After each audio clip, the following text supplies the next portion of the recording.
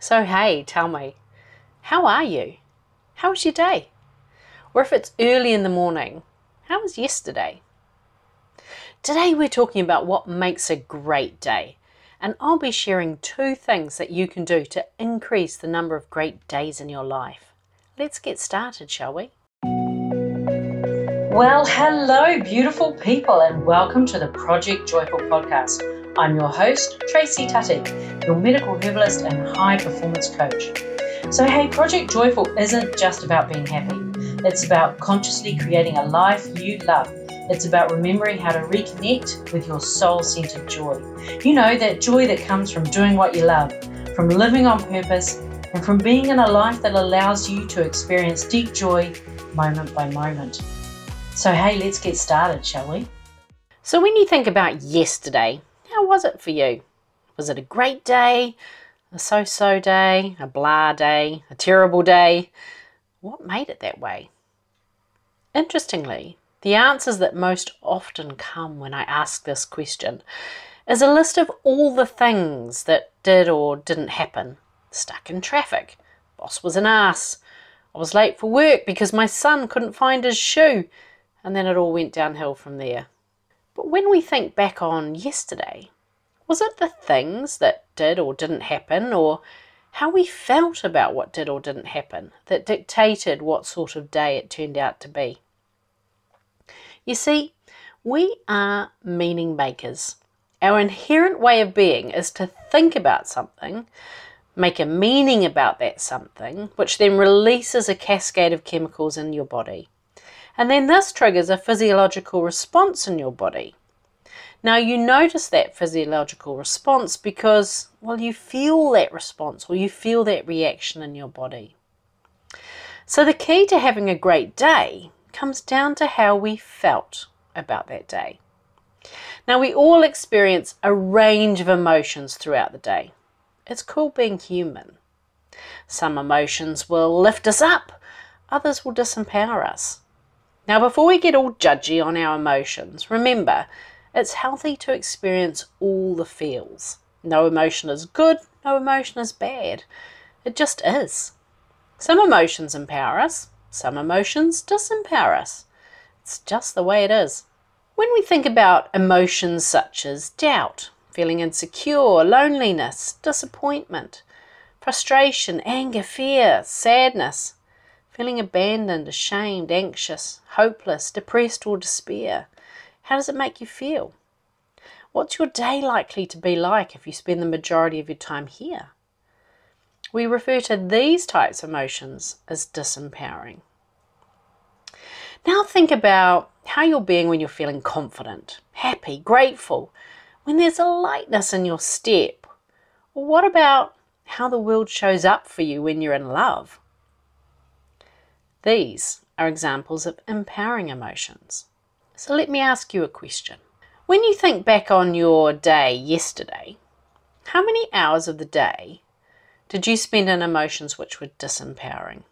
How many hours of the day do you spend in comparison and doubt, for example, or anxiety or worrying, or feeling angry or frustrated, even if it's hidden deep down? Remember, this isn't good or bad. It's just data. We're just noticing where we habitually spend our time right now. And isn't it interesting how it correlates with how we felt about our day? Those emotions that you spend most of your time in are known as your emotional states of familiarity. They're also known as your emotional addictions because they're the emotions that you reach for out of habit. It's almost unconscious. Now, many personal development experts will tell you that you need to upgrade your habits to have a better quality life. And it is true that it does help. But if you've dialed in your morning routine and you've dialed in your evening routine, and then you spend the 15 hours in between comparing yourself to those influencers who seem to have it all, or maybe you're feeling worried or anxious, or you're feeling irritated or biting down that anger because your team have done it again. Well, what sort of day will that make? The habits help, but it's not the whole story.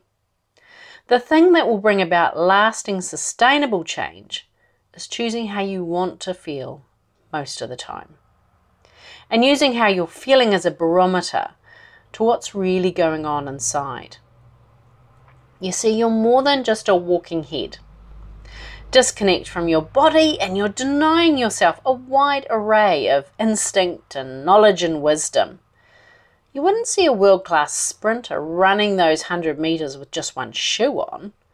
So why wouldn't you use all your resources to set yourself up to have a great day? So let's talk about how you want to feel. When you think about your most favorite day, your passion project, the things, people or experiences that light you up, how would you describe those emotions? What if you use those emotions as your North Star, as the emotions that you can use to guide how you want to feel in life? We call them our guiding life feelings. So my invitation to you is to choose 3 guiding life feelings right now. What is it? Do you want more joy, more peace? Do you want to feel more confident, more positive?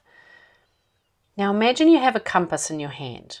The red end of the magnetic needle always points to the north, and the white end of that magnetic needle always points to the south. Now there's also an arrow on the compass housing, and this is called the orientation arrow.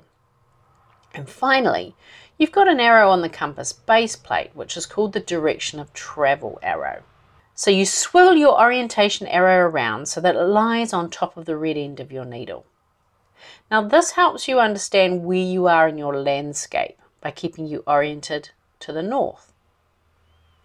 Now you get to choose where you want to go by turning the direction of travel arrow to anywhere you want to go.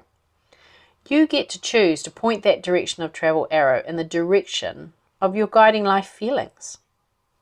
And off you go. Being aware of your emotions of familiarity helps you to notice when you're getting off track.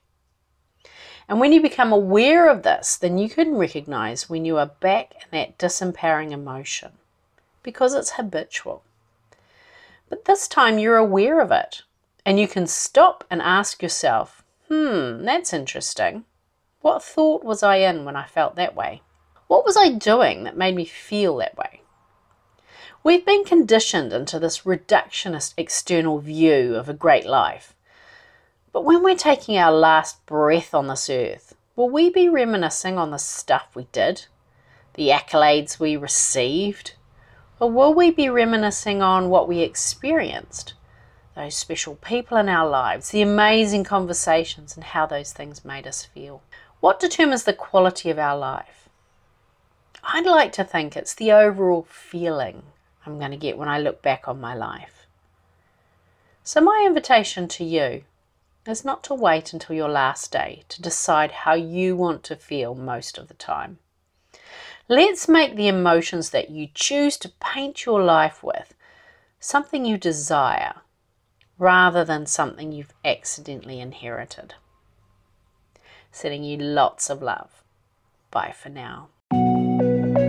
Hey, thanks for listening to today's podcast.